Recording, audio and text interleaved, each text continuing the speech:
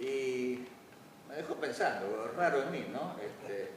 Es como me pegó un bajón, porque generalmente yo hago bromas, bueno, intento hacer bromas, intento parecer un poco alegre o humorístico, y a veces las cosas no dan. Esto, lo de P&G, me pareció muy serio, muy importante, así como lo que vos nos estás contando me parece profundamente importante y de destacar. Ahora, suponemos que la persona que llega a vos, en este caso, por distintos medios, ya llega, iba a decir convencido, pero no es la palabra convencido, es como que llega predispuesto a escuchar y en parte a creer. Primero a averiguar y después a creer lo que le estás contando, lo que le está diciendo este sofrólogo.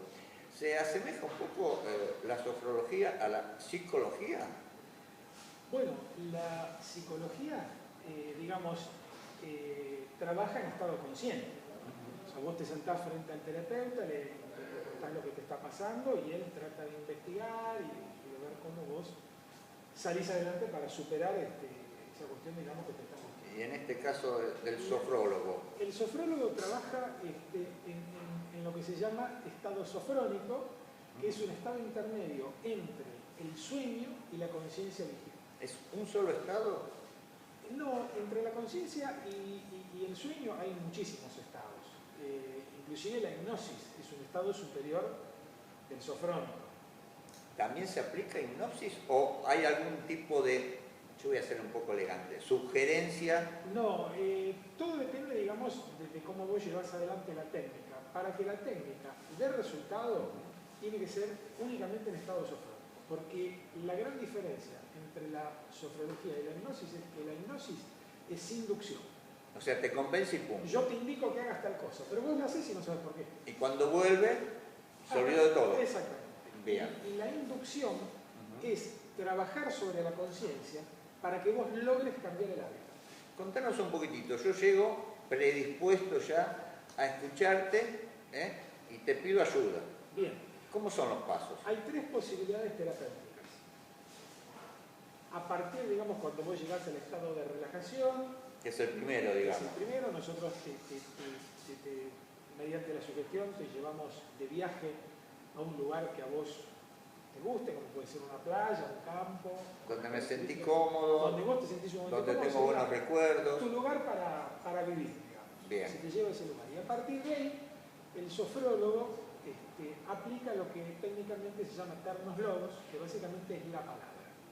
Para cada caso terapéutico vos armas una palabra que tiene que ver básicamente con un mensaje, que siempre son de bienestar.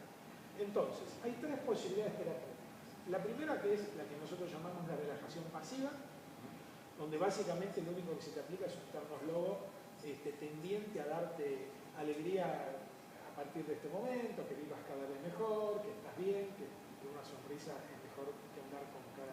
¿Eso sería algo así como el yoga, que te relajás como en Correcto, el yoga? te relajás plenamente y te vas con un mensaje de bienestar. Bien. Instalado muy profundamente dentro de tu vida. ¿Te queda cuando dejas la sesión del sofrólogo? Te queda, hay un tiempo, el tiempo está en discusión, pero se estima que es alrededor de los 2 meses y vos no lo volvés a continuar. Lo que pasa es que si vos esto lo continuás, a partir de la sugestión, llega un punto que vos mismo cambiás el hábito de conciencia. El convencimiento sería ya Correcto. interno. Exacto, a Bien. partir de la sugestión. Esa es una posibilidad terapéutica, que es la más neutral de todas. Ok, ese es el primer paso, digamos. Ese es el primer paso. La siguiente es la solución o la resolución de una cantidad importante de enfermedades psicosomáticas. Te puedo hablar de una persona que tiene pánico escénico, una persona que tiene miedo a volar, una persona que le cuesta relacionarse con sus pares, lo que tiene que ver con adicciones, ¿sí? Donde vos tratás, mediante eliminando hábitos negativos, reemplazándolos por hábitos que sean saludables, ¿sí? Y la tercera y más completa de todas es aplicar en función de ese tema que quiero resolver, siempre uno por vez y son varios, hacer una regresión para ver en tu vida, en tu niñez, dónde, qué sucedió que te generó a vos una emoción negativa y decidiste respaldarte en la comida, en el cigarrillo, en la droga. Entonces, ¿qué sucedió que vos decidiste, digamos, comer alocadamente. O sea, vos lo estás llevando, como haría un psicólogo, a una regresión, a su vida, a su infancia, por ejemplo. Sí, pero sí. lo que tenés que tener en cuenta que nuestra cabeza funciona como un disco rígido. Y nosotros mismos, en el día a día, ya no sabemos ni que tenemos el disco, porque acumulamos información que no sabemos ni que tenemos, ¿correcto? A veces ni nos ponemos acá porque tampoco lo encontramos. Ahora, esa información que nosotros tenemos de emociones, que está acumulada en nuestra conciencia, es la que nos pesa día a día en la mochila que cargamos. Entonces, nosotros no sabemos por qué reaccionamos de tal o cual manera. A nivel consciente, eso que nos sucedió, ya lo olvidamos. Y si no recordamos, tampoco tendríamos la posibilidad de determinar si es ese momento lo que generó tal o cual cosa. Entonces esto se logra mucho más rápido a nivel inconsciente. Por eso los tratamientos son muy rápidos, los resultados son rápidos. Y eso es lo que hace, como yo les contaba en el corte, que al ser tan rápido el resultado, hay gente que se asusta y lo discontinúa. Porque si vos hace 20 años que fumás y decís quiero dejar de fumar, pero no le das el crédito como no se lo das a otras técnicas, Sí. y al cabo de un mes vos ya estás notando que el cigarrillo, digamos, te trae arcadas, ahí es donde vos tomás la decisión, si seguís o si dejás. Y hay gente que se asusta y que deja. Ahora, vos decís que es un tratamiento rápido y que de repente a los 2 meses hay gente que lo abandona. ¿Pierde todo lo que ganó, digamos, en bienestar? Sí, porque es una decisión del paciente. El paciente, una persona que te dice, por ejemplo, yo quiero bajar de peso, pero mi problema es la gaseosa.